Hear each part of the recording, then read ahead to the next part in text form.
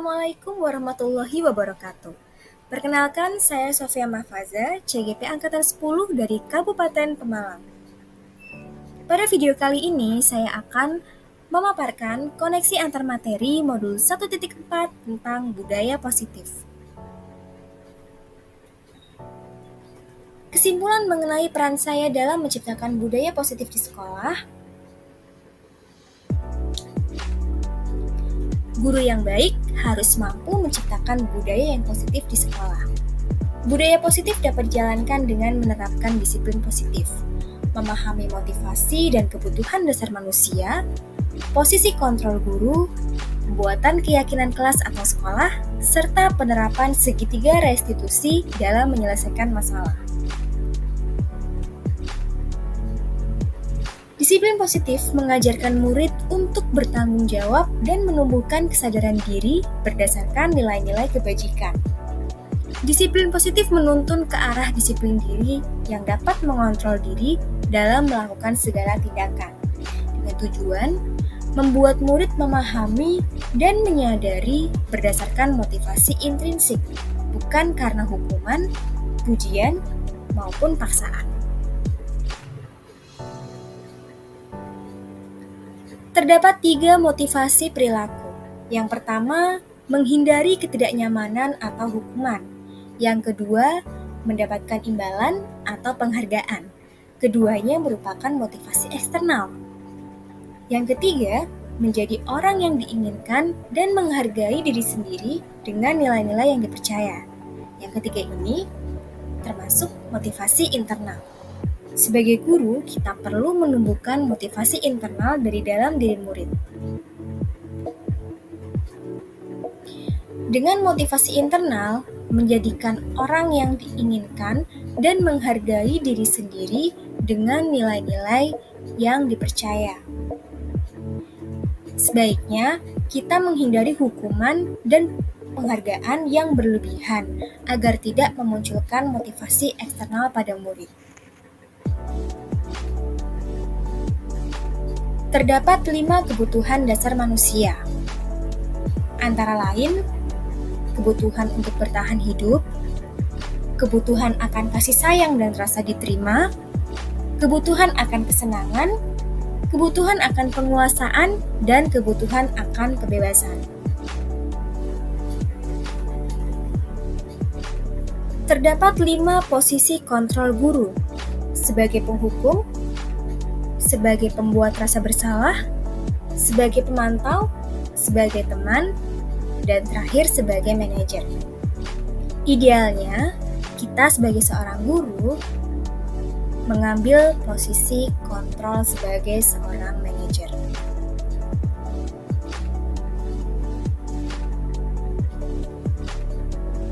Pada posisi kontrol manajer, guru mempersilakan murid untuk mempertanggungjawabkan perbuatannya, sekaligus memberikan dukungan agar murid dapat menemukan solusi atas permasalahannya sendiri. Posisi manajer bermuara pada restitusi, yang menjadikan murid sebagai manajer bagi dirinya sendiri, sehingga tercipta identitas berhasil pada diri murid.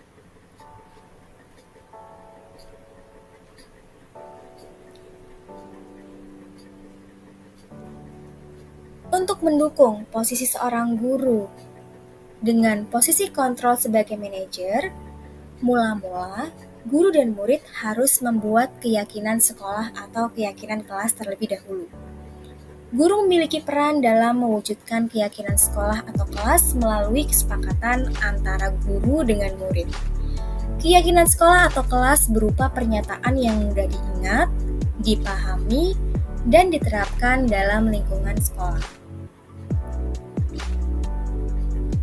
Segitiga restitusi. Pada segitiga restitusi, guru yang berperan sebagai manajer menggunakan segitiga restitusi dalam menyelesaikan masalah melalui 3 tahapan: menstabilkan identitas, validasi tindakan yang salah, dan menanyakan keyakinan, yang bertujuan untuk menghasilkan murid yang mandiri dan bertanggung jawab. Terdapat keterkaitan antar materi. antara materi budaya positif dengan materi yang ada pada modul 1.1, yaitu Filosofi Ki Hajar Dewantara. Pada modul 1.2 mengenai nilai dan peran guru penggerak, dan pada modul 1.3 mengenai visi guru penggerak. Pada modul 1.1 dan 1.4, kaitannya adalah melalui budaya positif di sekolah akan memudahkan mencapai tujuan pendidikan sesuai filosofi Ki Hajar Dewantara, yaitu pendidikan yang berpihak pada murid yang bersifat menuntun murid sesuai dengan kodratnya. Kaitan antara modul 1.2 dengan 1.4 bahwa budaya positif dapat terwujud jika guru memiliki nilai dan peran guru penggerak. Keterkaitan materi antara modul 1.3 dengan 1.4 bahwa salah satu perubahan yang ingin diwujudkan melalui visi guru penggerak adalah budaya positif melalui prakarsa perubahan yang sesuai dengan filosofi Ki Hajar Dewantara dan profil pelajar Pancasila.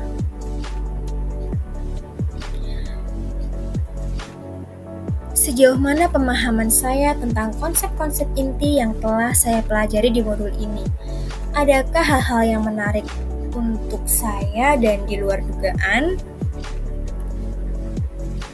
Saya sudah memahami konsep-konsep inti disiplin positif, seperti teori kontrol, teori motivasi, hukuman dan penghargaan, posisi kontrol guru, kebutuhan dasar manusia, keyakinan kelas, dan segitiga restitusi.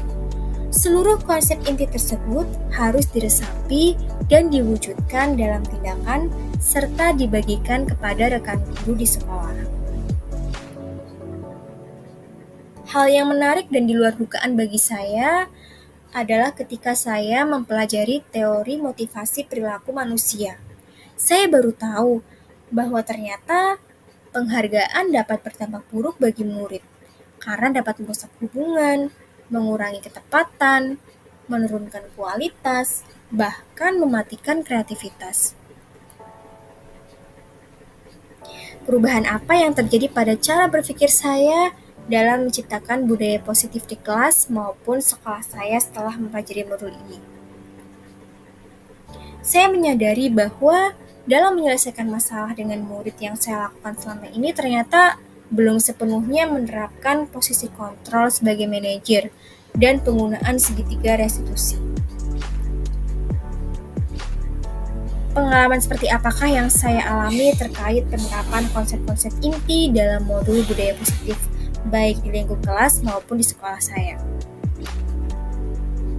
Saya menerapkan segitiga restitusi ketika ada salah satu murid saya yang bernama Romi terlambat masuk kelas dan tidak mengumpulkan tugas tepat waktu. Saya berdialog dengan Romi dengan menerapkan langkah-langkah menstabilkan identitas, validasi tindakan yang salah, dan menanyakan keyakinan. Bagaimana perasaan saya ketika mengalami hal-hal tersebut? Ketika menerapkan segitiga restitusi dalam menyelesaikan masalah, saya merasa lebih tenang dan dapat berpikir jernih. Tidak perlu kesal sehingga membuang energi yang berakibat kelelahan. Saya juga termotivasi untuk memperbaiki diri sesuai dengan keyakinan sekolah atau kelas. Menurut saya, terkait pengalaman dalam penerapan konsep-konsep tersebut, hal apa sajakah yang sudah baik? Adakah yang perlu diperbaiki?